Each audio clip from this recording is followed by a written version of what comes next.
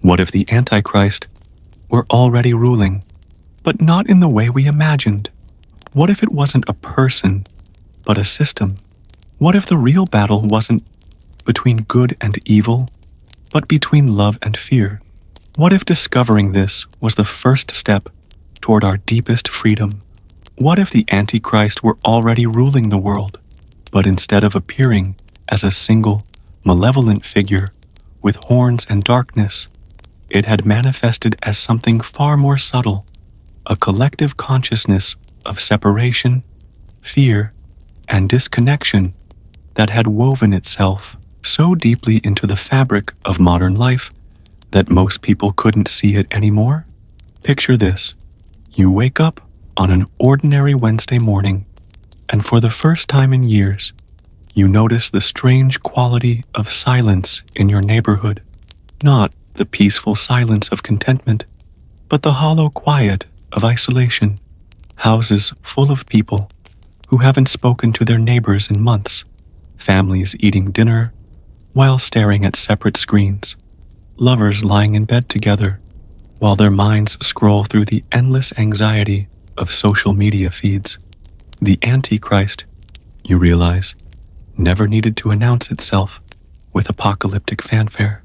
It simply convinced humanity that being alone was normal, that competing was natural, that consuming would fill the emptiness that grew larger with each purchase. It whispered that success meant climbing over others, that love was scarce and must be hoarded, that the earth was just a resource to be exploited rather than a living being to be cherished. Sarah, a marketing executive who creates campaigns designed to make people feel inadequate so they'll buy products they don't need, sits in her morning meeting and suddenly sees her work with shocking clarity. The advertisements she crafts are spells of dissatisfaction, incantations that transform contentment into craving, that convince children they're not lovable unless they own the latest toy, that persuade adults their lives are failures without perfect bodies, perfect homes, perfect relationships curated for public display. The meeting room feels suddenly cold, the fluorescent lights harsh against her skin, as she realizes she's been serving something that feeds on human insecurity and grows stronger with each person who believes they're not enough as they are. Around the table, her colleagues discuss conversion rates and consumer psychology with the detached enthusiasm of people who have forgotten they're manipulating their own species. The PowerPoint slides glow with charts showing how to trigger shame, fear, and envy, emotions that once warned humans of actual danger, but now drive them to buy, consume, compare, and despair. Sarah's coffee tastes like ash as she understands that the Antichrist's greatest victory was convincing people that this emptiness was just the way life worked, that the ache in their hearts was personal failure rather than collective spiritual starvation. 3 sleepless nights later, Sarah begins to notice the system everywhere, not as conspiracy, but as consensus reality so complete that questioning it feels like questioning gravity or breathing. The Antichrist had never needed to seize power through force. It had simply convinced humanity to surrender their souls voluntarily, piece by piece, in exchange for convenience, entertainment, and the illusion of security. She walks through the shopping mall that serves as her neighborhood's social center and sees it with new eyes, a temple to the worship of dissatisfaction, where every store sells the promise of happiness while delivering only temporary distraction from the growing void within. The mannequins stare with empty eyes that somehow mirror the expressions of the shoppers who wander from store to store, carrying bags full of purchases that will lose their magic before reaching home. The food court serves meals engineered to trigger cravings rather than provide nourishment, chemicals that hijack ancient reward systems and leave bodies fed, but souls starving. Children beg their parents for toys advertised to them through cartoons that are themselves commercials in disguise, their young minds already learning to equate love with acquisition, worth with possessions. In the bookstore, bestseller lists overflow with self-help manuals, promising to fix the problems that the system itself creates: loneliness in an age of social networking, anxiety in an era of unprecedented safety, depression in the wealthiest societies in human history. The irony feels suffocating. People buying books about finding purpose, while working jobs that serve only profit, reading about authentic relationships while scrolling through feeds full of carefully curated lies, studying mindfulness techniques to cope with lifestyles designed to keep minds scattered and hearts disconnected.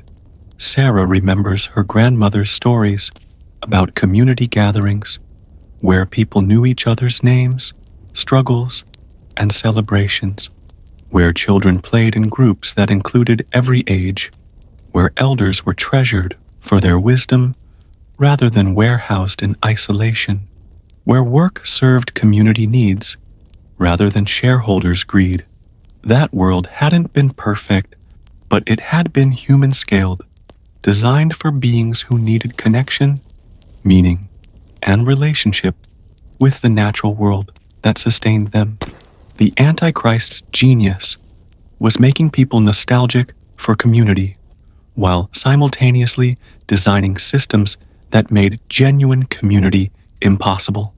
Suburban neighborhoods where sidewalks led nowhere,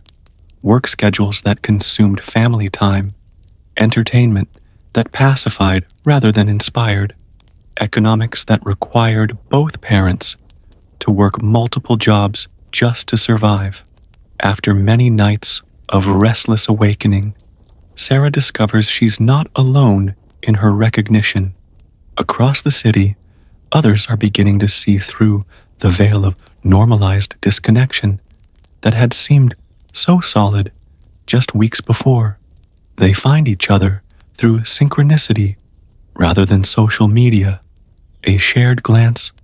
of understanding in a coffee shop, a conversation that goes deeper than weather and weekend plans, a moment of genuine eye contact that pierces through the automatic politeness that usually substitutes for human connection. The Antichrist's rule had been so complete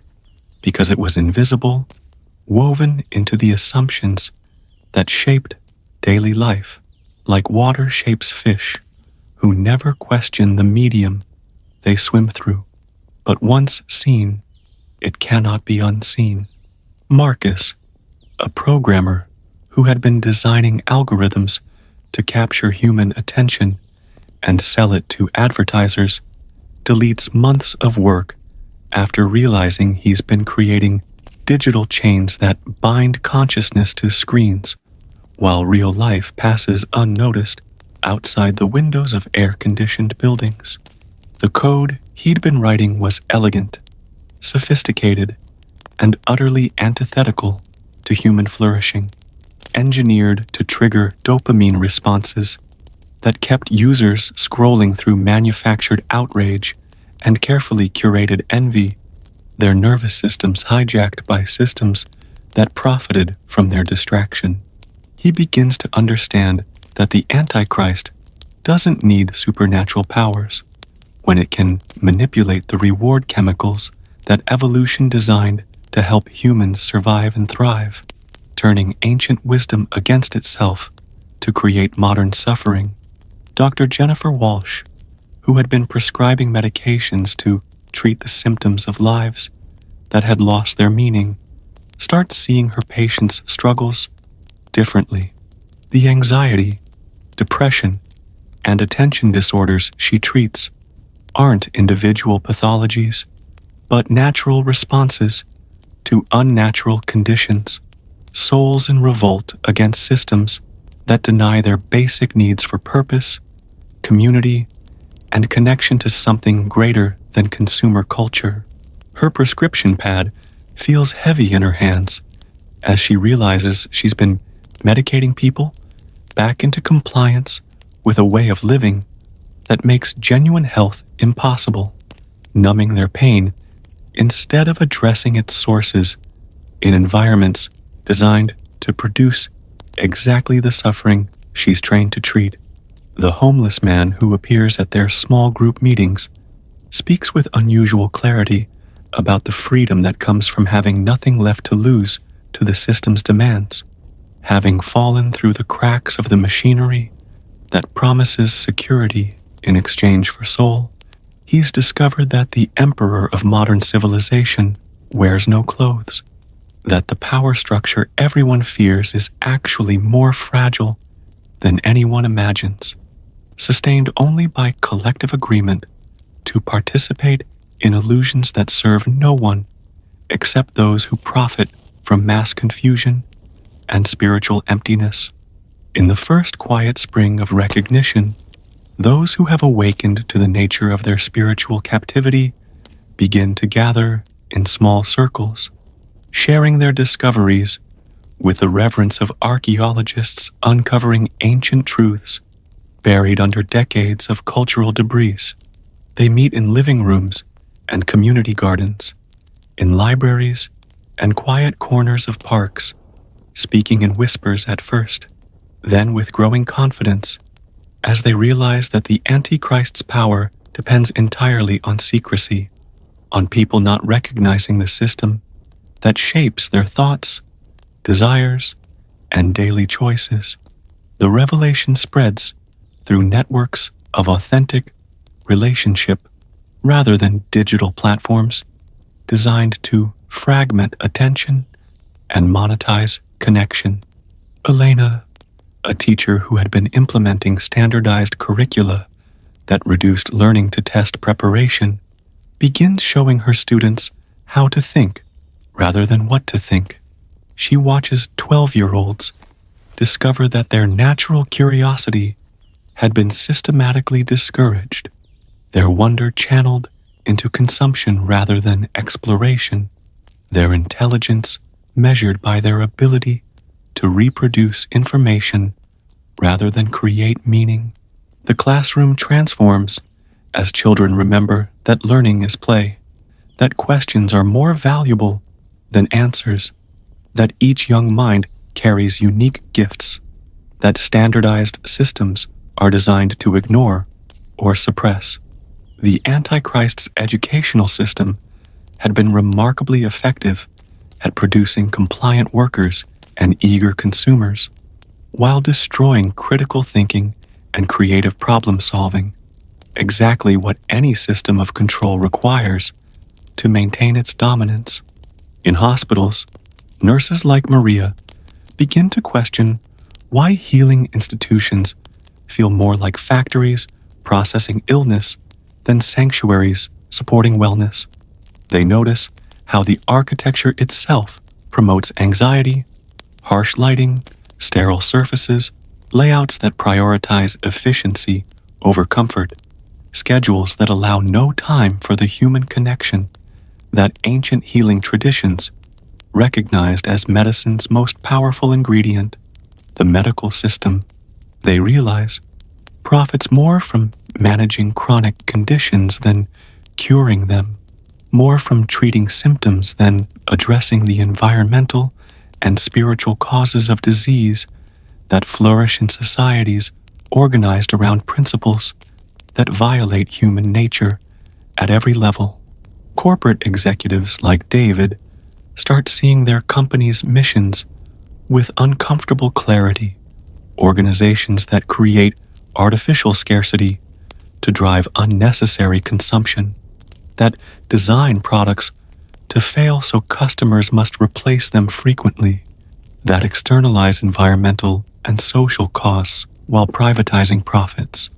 The business world celebrates these practices as efficiency and innovation,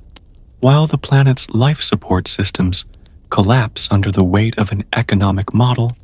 that treats infinite growth on a finite planet as not just possible, but morally required. They begin to understand that the Antichrist's most effective tool was convincing people that there was no alternative to systems that enriched few while impoverishing many, that destroyed communities while promising connection, that offered freedom while delivering sophisticated forms of spiritual and economic slavery. 100 heartbeats deeper into collective awakening, those who recognize the nature of their spiritual captivity begin to experiment with alternative ways of living that honor human nature rather than exploit it. The homeless man, who seems to appear whenever people are ready to hear deeper truths, explains that the Antichrist's kingdom crumbles the moment people stop feeding it with their attention, energy,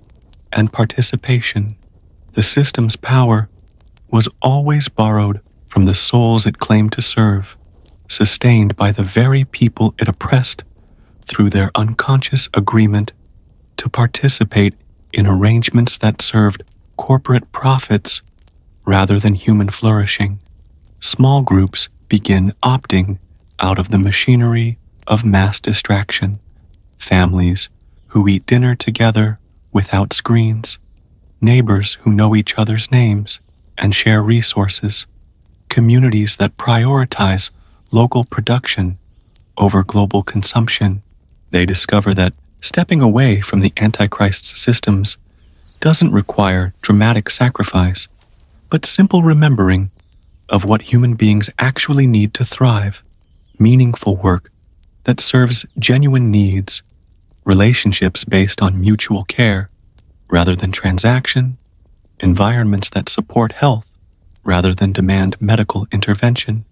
economic arrangements that circulate abundance rather than concentrate wealth. Gardens appear where parking lots once sprawled as people remember that growing their own food connects them to the earth's cycles and their own body's wisdom. Tool libraries and skill-sharing networks emerge as alternatives to the throwaway culture that keeps people dependent on systems that profit from planned obsolescence and engineered ignorance. Time banks allow neighbors to exchange services without money, rediscovering that wealth means having what you need when you need it, not accumulating abstract numbers in accounts controlled by institutions that use deposits to fund projects that destroy the communities that created the wealth in the first place. Children who grow up in these alternative arrangements develop differently, more confident, more creative, more connected to their own inner guidance and to the natural world that the dominant culture treats as commodity rather than teacher. They seem to carry within their developing minds an immunity to the psychological manipulations that captured their parents' generation, as if growing up in systems designed for human flourishing rather than human exploitation creates resilience against the spiritual viruses that spread through societies organized around domination and control. Artists and musicians who had been creating content for markets designed to maximize profit while minimizing meaning begin remembering that their calling is to serve beauty, truth, and transformation rather than shareholder value. Their work becomes medicine for souls starved of authentic expression, mirrors that help communities see their own magnificence clearly enough to stop accepting systems that treat human beings as resources to be optimized rather than souls to be honored. In the second season of Remembering, the distinction between resistance and creation dissolves as people understand that the most effective response to the Antichrist's kingdom is not fighting against it, but growing beyond it, like flowers pushing through concrete to reach sunlight. The system's power had always depended on people believing they had no alternatives. that the arrangements that made a few people wealthy while keeping most people anxious and struggling were natural laws rather than temporary choices that could be unmade by making different choices. Dr. Martinez, who had been researching consciousness in sterile laboratories funded by pharmaceutical companies, hoping to develop new ways to manipulate brain chemistry, begins studying the effects of community, purpose, and connection on human well-being. Her findings are revolutionary, but not surprising to anyone who remembers what humans are actually designed for. Her subjects, who live in intentional communities, with meaningful work, close relationships, and daily contact with natural environments, show brain patterns associated with deep contentment, creativity, and resilience that no medication had ever been able to produce artificially. The implications terrify the institutions that fund her research, but inspire the growing networks of people who are rediscovering that heaven is not a distant destination, but a quality of life, available wherever people organize their days around love rather than fear, cooperation rather than competition, enough rather than more. Farmers who had been trapped in industrial agriculture that required massive inputs of chemicals to grow food that lacked nutrition begin transitioning to methods that heal soil while producing meals that actually nourish bodies and souls.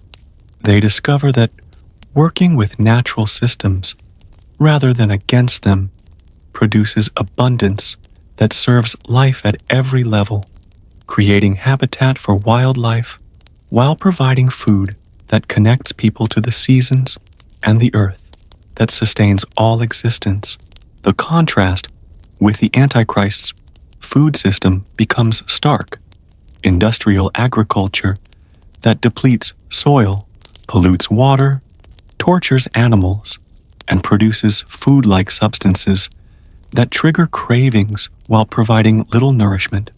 all to generate profits for corporations that treat farmers, consumers, animals, and ecosystems as expendable inputs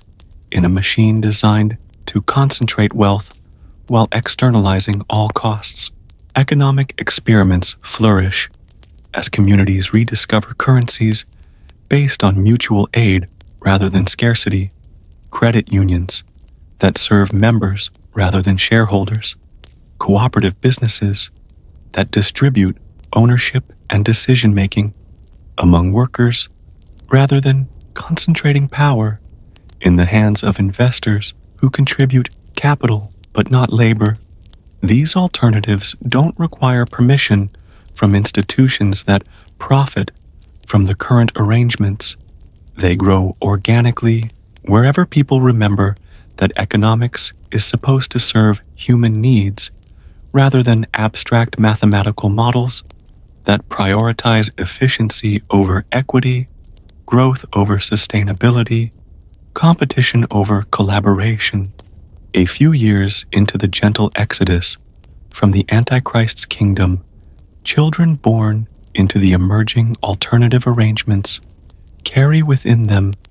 a natural understanding that previous generations had to learn through painful experience. These children speak in languages that include responsibility for future generations, their decisions automatically considering impacts 7 generations ahead because they've grown up in systems that honor time horizons longer than quarterly profit reports. They approach problems with creativity rather than force because they've been raised by adults who model cooperation instead of domination, who demonstrate that power means the ability to serve rather than the capacity to control others through fear or scarcity. 5-year-old Isabella explains to her grandmother why the family's community garden produces more food than the commercial farms nearby. We ask the plants what they need instead of telling them what to do. Her grandmother, who had spent decades managing supply chains that optimized efficiency while externalizing environmental and social costs, listens with the humility of someone discovering that wisdom often flows from smaller voices towards supposedly more sophisticated minds. These children build with materials that respond to imagination rather than requiring force, creating structures that exist in harmony with natural systems rather than despite them. They paint pictures that heal trauma in anyone who views them, their artwork channeling frequencies of wholeness that bypass rational analysis and speak directly to souls that remember what health feels like. They sing songs that calm storms, literally, their voices harmonizing with natural forces in ways that meteorologists cannot explain, but indigenous elders recognize as the restoration of humanity's proper relationship with the more than human world that includes all life in its web of mutual dependence and reciprocal blessing. Schools that emerge within these alternative communities become laboratories for rediscovering human potential that had been systematically suppressed by educational systems designed to produce workers and consumers rather than whole human beings capable of creative, collaborative problem solving. Teachers discover that their role transforms from information delivery to wisdom cultivation, creating conditions where each child's unique intelligence can unfold according to its own organic timeline rather than artificially imposed schedules that serve institutional convenience more than developmental needs. The rigid hierarchies that characterize the Antichrist's educational system dissolve as everyone recognizes that learning flows in all directions through communities of inquiry where adults and children explore reality together rather than adults downloading predetermined conclusions into young minds treated as empty containers rather than flames to be kindled into their own bright burning. These children become bridges between old systems and emerging possibilities, translating ancient truths about human nature into languages that help adults remember what they forgot during their years of adaptation to environments that rewarded compliance while punishing authenticity. 7 years after the recognition first dawned that the Antichrist's kingdom was sustained by participation rather than force, communities around the world have become living demonstrations that human beings are capable of creating heaven on earth when they remember their true nature and organize their collective life around principles that serve life rather than abstract accumulations of power and wealth. The homeless man, who some say still appears to offer guidance to those ready to hear deeper truths, represents humanity's capacity to find freedom even within systems designed to enslave, to discover that the kingdom of love exists wherever people choose connection over separation, service over self-interest, enough over more. Scientists working within these alternative arrangements make discoveries that revolutionize understanding of consciousness, matter,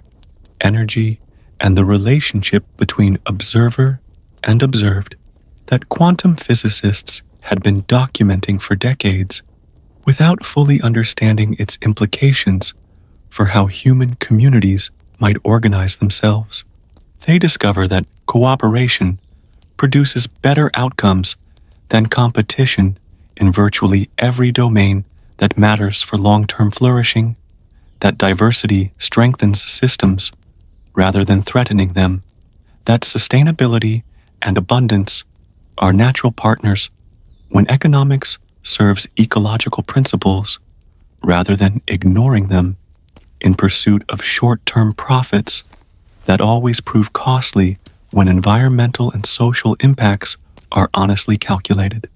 Research facilities become temples of inquiry where the pursuit of knowledge serves wisdom rather than weaponization, where innovations support planetary healing rather than more sophisticated forms of exploitation and control. The artificial separation between science and spirituality dissolves as researchers document the measurable effects of love, gratitude, and intentional community on everything from soil health to immune system function to the coherence patterns that emerge when groups of people align their intentions around shared purposes larger than individual advancement. Environmental restoration accelerates as communities discover that healing damaged ecosystems creates abundance for all species while generating meaningful work that connects human labor with natural cycles and the deep satisfaction that comes from participating in creation rather than destruction. The Antichrist's economy had been remarkably effective at convincing people that destroying their life support systems was necessary for prosperity, that competing with each other for artificially scarce resources was more efficient than cooperating to create abundance, that machines could replace human creativity and connection without devastating the souls that require purpose and relationship to remain healthy and whole. Cities redesign themselves around principles that serve pedestrians and communities rather than automobiles and commerce, with architecture that breathes with its inhabitants and integrates seamlessly with the bioregions that provide water, food, and materials for genuinely sustainable civilization that enriches rather than depletes the Earth's capacity to support diverse forms of life. In the 10th year of humanity's gentle awakening from the trance of normalized exploitation, the distinction between sacred and secular activity disappears as people recognize that every task, every relationship, every choice offers an opportunity to serve the restoration of right relationship between human communities and the living systems that sustain all existence. The homeless man, whether understood as historical figure or archetypal symbol, had pointed toward humanity's capacity to find spiritual freedom even within systems designed to capture and commodify souls, to discover that divine love expresses itself through ordinary activities when approached with consciousness and reverence rather than mechanical habit. Grocery stores become centers for conscious consumption, where the simple act of choosing food becomes a meditation on interdependence with farmers, soil, water, and the countless beings whose labor makes nourishment possible. Shoppers naturally gravitate toward products that support regenerative agriculture, fair labor practices, and packaging that returns to Earth without poisoning future generations. The artificial distinction between personal health and planetary health dissolves as people understand that what serves their bodies also serves the ecosystems that produce genuine food rather than industrial substitutes engineered to trigger cravings while providing minimal nutrition. Office buildings transform into collaborative spaces where the pursuit of profit evolves into the joy of creative contribution to solutions for challenges that affect all life on Earth. Meetings begin with moments of gratitude that align participants with their responsibility to future generations, ensuring that decisions serve the common good rather than narrow interests that privatize benefits while socializing costs. The concept of work-life balance becomes obsolete as artificial separation between professional identity and personal values dissolves, replaced by integrated living, where every activity expresses one's deepest commitment to the flourishing of all beings. Public transportation becomes mobile meditation as commuters use travel time for contemplation or conversations with fellow passengers who no longer feel like strangers, but like community members sharing the journey toward more beautiful ways of organizing collective life. The anxiety and aggression that characterized rush hour traffic under the Antichrist's systems evaporates as people extend courtesy naturally, understanding that cooperation creates flow, while competition generates the stress and rage that made daily commuting feel like warfare rather than communal movement through shared space. Restaurants evolve into gathering places where meals become communion, not just consumption of food, but celebration of the earth's generosity and the networks of relationship that bring nourishment from soil to table through the loving labor of people who understand their work as service to life rather than just jobs that pay bills, while destroying the foundations of long-term prosperity that requires healthy ecosystems and thriving communities. 15 years into the Great Remembering, those who lived through the transition from the Antichrist's kingdom to communities organized around love and mutual aid speak of the transformation as gradual awakening from a collective nightmare that had seemed like unchangeable reality until people began imagining and implementing alternatives that honored human nature rather than exploiting it for the benefit of systems that served no one except those who accumulated wealth and power by creating artificial scarcity in the midst of natural abundance. Children born during this era listen to stories about the time before with fascination mixed with disbelief, unable to comprehend how people could have accepted arrangements that required most humans to spend their lives doing work that served no genuine need, that destroyed the environments that sustained all life, that concentrated resources in the hands of a few while keeping many in anxiety about basic survival, despite living on a planet capable of supporting everyone's needs if organized. Around cooperation, rather than competition, the elderly, who lived through the shift from systems of domination to arrangements based on mutual care, become treasured storytellers whose accounts of the transformation inspire hope in other communities, still struggling to free themselves from economic and political structures that serve abstract entities like corporations and nations, rather than flesh and blood beings who need clean air, pure water, nourishing food, meaningful work, loving relationships, and connection to natural cycles to remain healthy and whole. Healthcare evolves beyond treating disease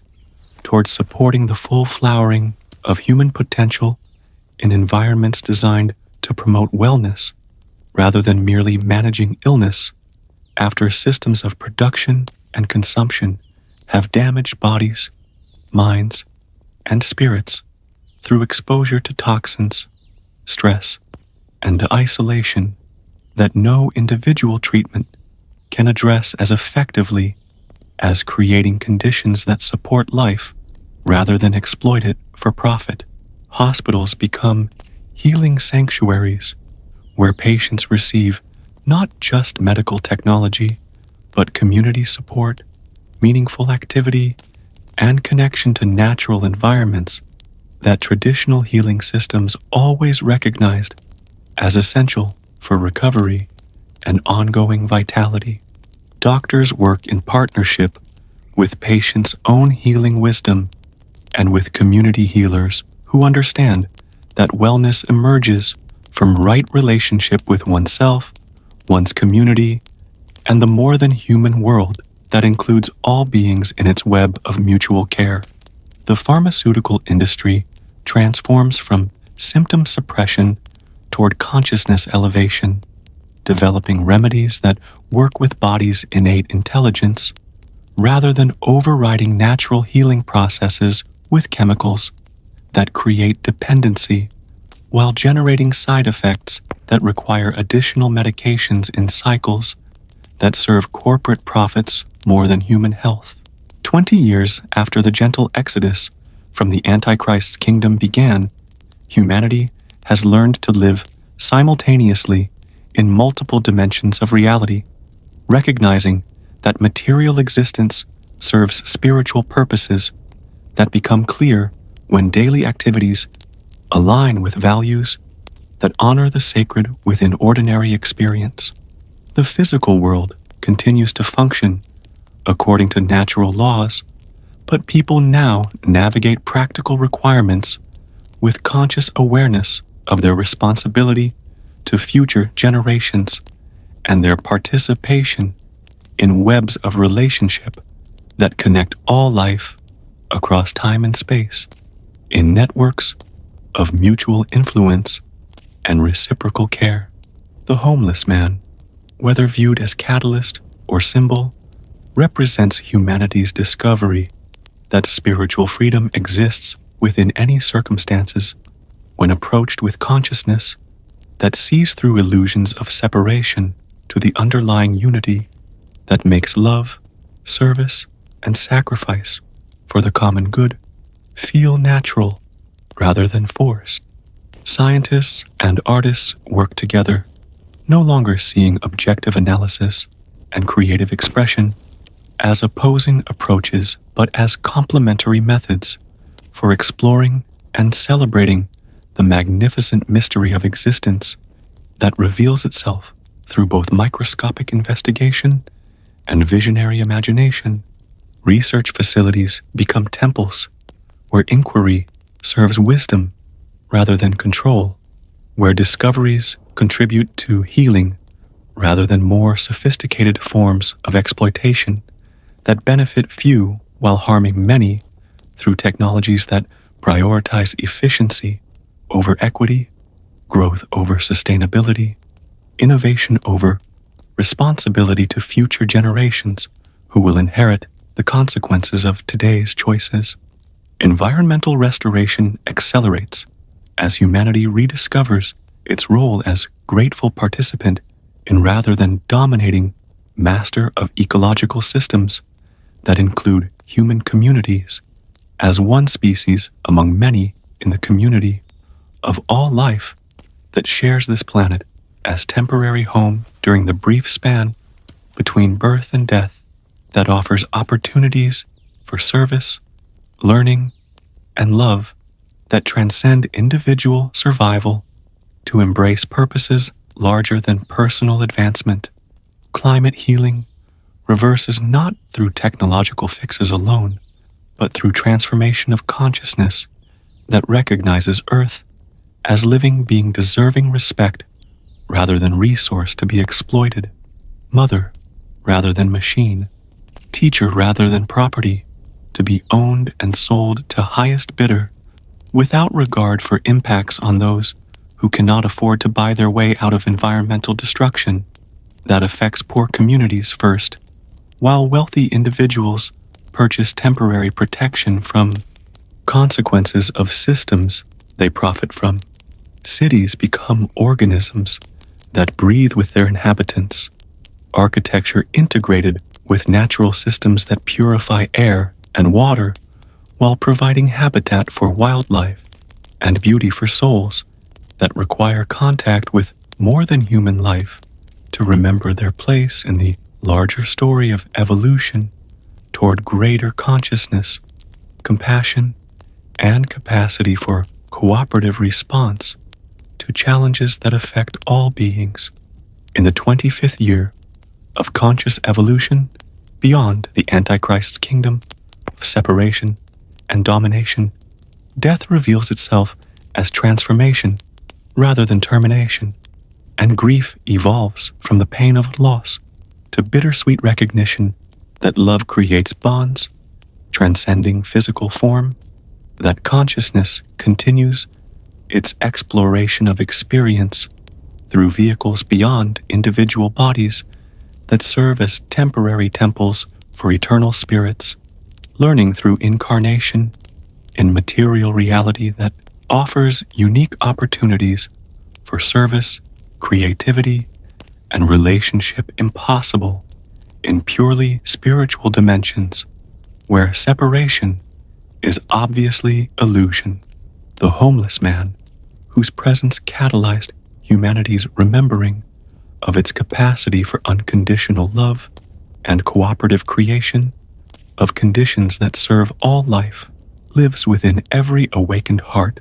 rather than existing as separate individual, walking among communities that have learned to see through eyes of compassion rather than fear, to respond to challenges with creativity rather than force, to approach problems as invitations for a collaborative solution, finding rather than competitions, where some must lose for others to win. Those who transition from physical existence are celebrated for their graduation to expanded forms of consciousness, their continued presence felt through synchronicities that remind loved ones that death changes form rather than ending relationship, that love creates eternal connections, transcending temporal limitations of bodies that age and return to earth, while spirits continue journeys toward greater understanding of unity underlying apparent diversity that makes each being precious in its uniqueness, while participating in wholeness that includes all experience. Hospitals become temples of transition, where death is honored as sacred passage rather than feared as medical failure, where families learn to support loved ones across thresholds between dimensions of existence, understanding that consciousness explores reality through multiple vehicles during eternal adventure that includes but extends beyond single lifetimes, in particular bodies, on specific planets during brief moments in cosmic evolution toward greater love, wisdom, and creative collaboration between beings capable of recognizing themselves in each other, despite apparent differences that make life interesting without making some more valuable than others. Children born during this era seem to remember their existence before incarnation, speaking casually of conversations with grandparents and beloved animals who live in expanded dimensions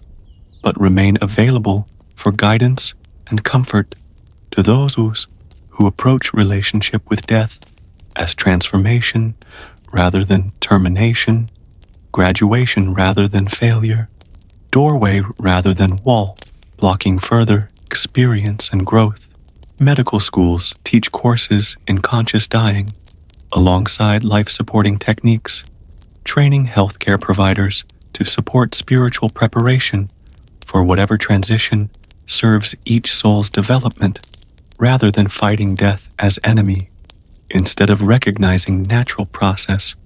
that allows consciousness to explore new possibilities. 30 years after humanity began awakening from the trance that mistook the Antichrist's kingdom for unchangeable reality, children speak in languages that include responsibility for all life, their words creating visible harmonies in air around small bodies that radiate frequencies of wholeness wherever they move through communities designed to support flourishing rather than merely managing survival in environments that damage souls while generating profits for systems that serve abstractions like economic growth rather than flesh and blood beings who need beauty, meaning, and connection to remain healthy across generations. These children are not more evolved than elders, but less forgetful, having incarnated during historical moment when collective memory of humanity's sacred nature was being restored after centuries of forgetting that created suffering now recognized as temporary confusion rather than permanent condition, mistake rather than destiny, choice rather than unchangeable fate, imposed by forces beyond human influence or control. Schools become laboratories where knowledge emerges through direct experience with natural systems that teach through participation rather than memorization, where wisdom develops through wondering rather than accumulating information that serves a testing rather than understanding, where learning happens through relationship with a living world that includes human communities as participants in rather than masters of ecological intelligence that has sustained life for billions of years through cooperative arrangements that serve the whole while supporting each part. Students discover mathematics by studying spiral patterns that appear in seashells and galaxies, understand physics through meditation on dance between form and emptiness that quantum mechanics describes in equations, while mystics experience directly through consciousness that recognizes itself as both observer and observed, knower and known, lover and beloved in eternal relationship that makes existence possible and meaningful. Art evolves beyond human creation into collaborative expression between consciousness and cosmos. Painters discovering canvases that complete themselves overnight as pigments respond to dreams of sleeping artists who channel visions that heal trauma and inspire transformation in everyone who witnesses beauty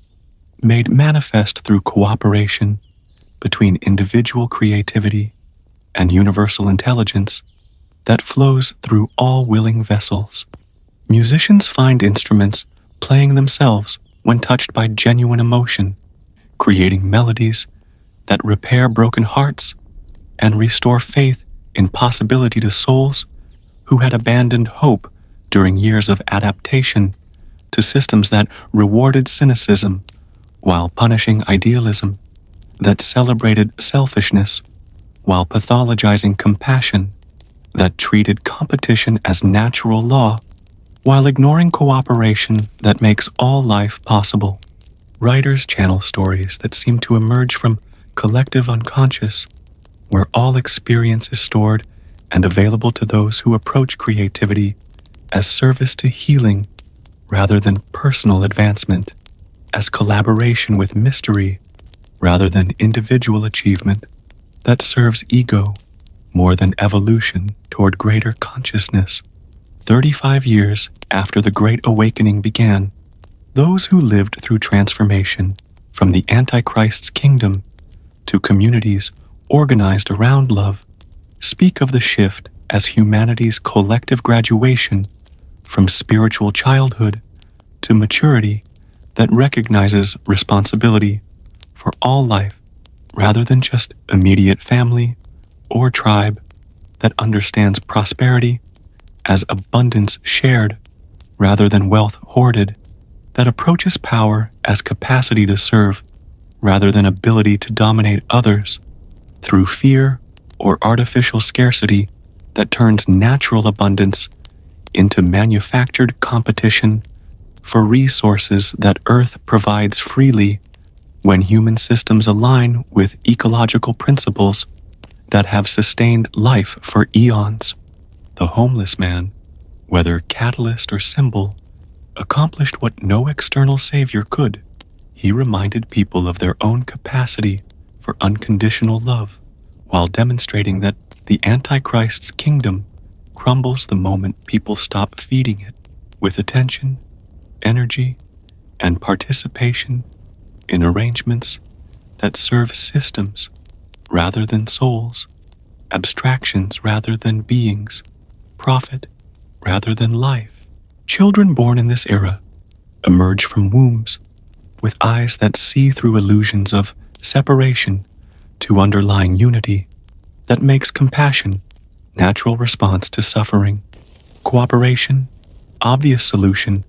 to challenges that affect all beings. Service to life the most fulfilling way to spend the precious years between birth and death that offer opportunities for learning, growth, and contribution to evolution toward greater consciousness.